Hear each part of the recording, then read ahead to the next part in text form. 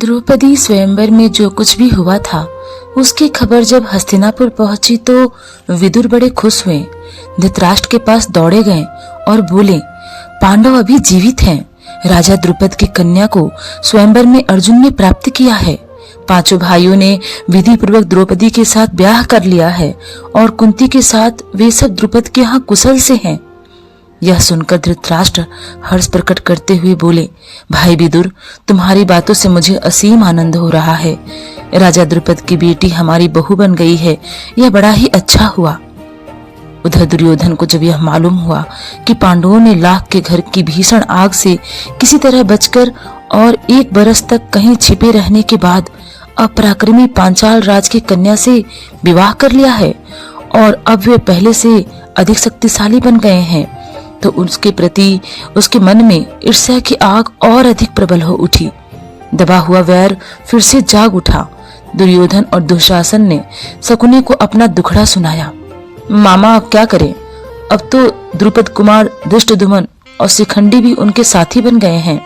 उसके बाद कर्ण और दुर्योधन धृतराष्ट्र के पास गए और एकांत में उनसे दुर्योधन ने कहा, पिताजी, जल्दी से हम ऐसा कोई उपाय करें जिससे हम सदा के लिए निश्चिंत हो सकें। धृतराष्ट्र ने कहा, बेटा, तुम बिल्कुल ठीक कहते हो, तुम ही बताओ अब क्या करना चाहिए। दुर्योधन ने कहा, तो फिर हमें कोई ऐसा उपाय करना चाहिए जिससे पांडव यहाँ आए ही नहीं, क्योंकि इधर से वे जरूर राज्य में भी अपना अधिकार जमाना चाहेंगे। इस पर कर्ण को हंसी आ गई। उसने कहा, दुर्योधन, अब 1 साल बाहर रहने और दुनिया देखने के बाद उनका अनुभव बहुत ज्यादा हो गया है। एक शक्ति संपन्न राजा के यहाँ उन्होंने शरण ली है, जिस पर उनके प्रति तुम्हारा वैरभाव उनसे छुपा हुआ नहीं है। इसलिए छल प्रपंच से अब काम नहीं बनेगा। आपस में फूट डालकर भी उनको हराना संभव नहीं। राजा द्रुपद धन के प्रलोभन में पड़ने वाला व्यक्ति नहीं है। लालच देकर उसको अपने पक्ष में करने का विचार बेकार है। पांडवों के साथ वे कभी नहीं छोड़ेंगे। द्रौपदी के मन में पांडवों के प्रति घृणा पैदा हो ही नहीं सकती। ऐसे विचार की ओर ध्यान देना भी ठीक नहीं है। हमारे पास केवल एक ही उपाय रह गया है और वह है कि पांडवों की ताकत बढ़ने से पहले उन पर हमला कर दिया जाए।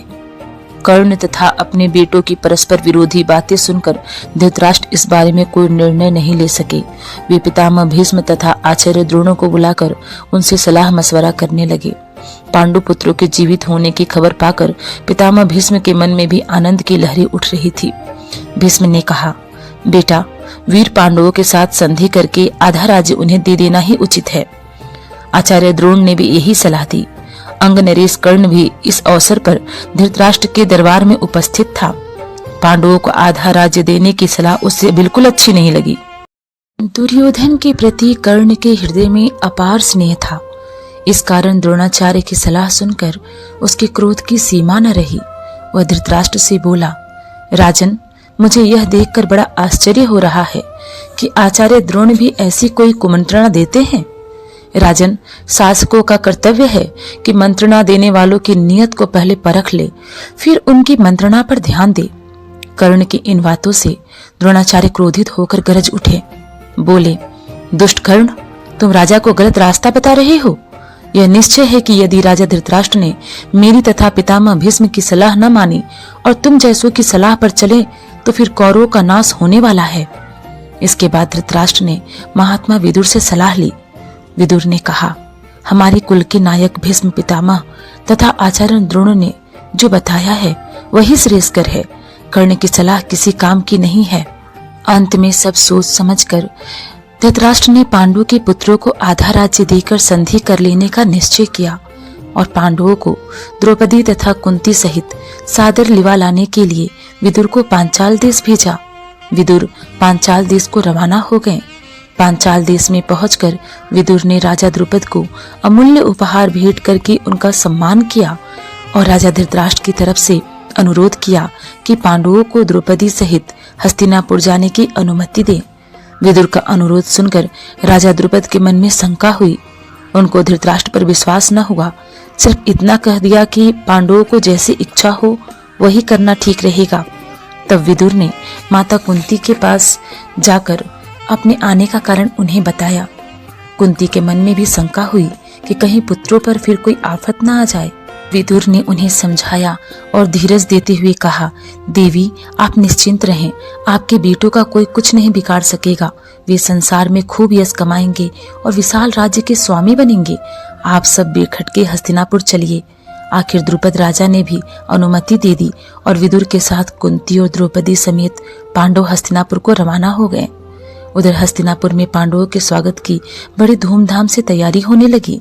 जैसा कि पहले ही निश्चय हो चुका था, युधिष्ठिर का यथाविधि राजाभिषेक हुआ और आधा राज्य पांडवों के अधीन किया गया। राजाभिषेक के उपरांत युधिष्ठिर को आशीर्वाद देते हुए धृतराष्ट्र ने कहा, बेटा युधिष्ठिर, मेरे अपने बेटे बड़े दुरात्मा हैं।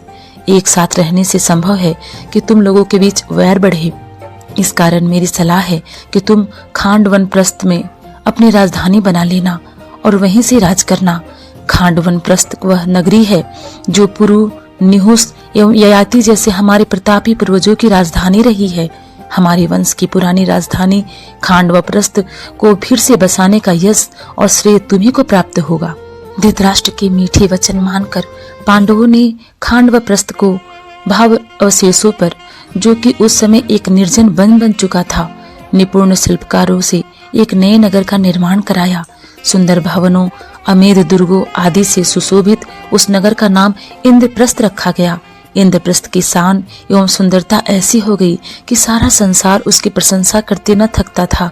अपनी राजधानी में द्रौपदी और माता कुंती के साथ पांचों पांडव 23 वर्ष तक सुखपूर्वक जीवन बिताते हुए न्यायपूर्ण राज करते रहे।